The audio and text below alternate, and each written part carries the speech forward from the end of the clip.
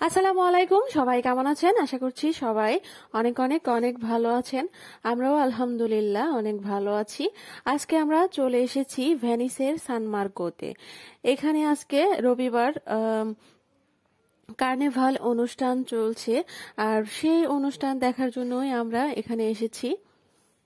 ইতালিতে কার্নিভালের সময় এখানকার মানুষ বিভিন্ন ধরনের রং বেরঙের পোশাক পরে সাজসজ্জা করে থাকে এবং এই অনুষ্ঠানের মধ্য দিয়েই শীতকালকে বিদায় জানিয়ে গ্রীষ্মকালকে আহ্বান জানানো হয়।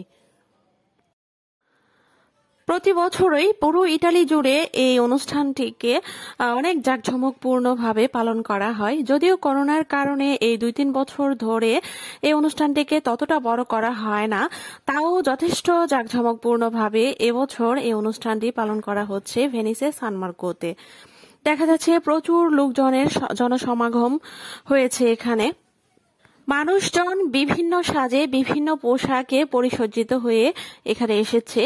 এই যে আমরা দেখতে পাচ্ছি, আমি সবগুলো ভিডিও করে রেখেছি। চেষ্টা করব 2টি পার্টের মাধ্যমে আমি পুরো কার্নিভাল অনুষ্ঠানটিকে তুলে ধরার জন্য।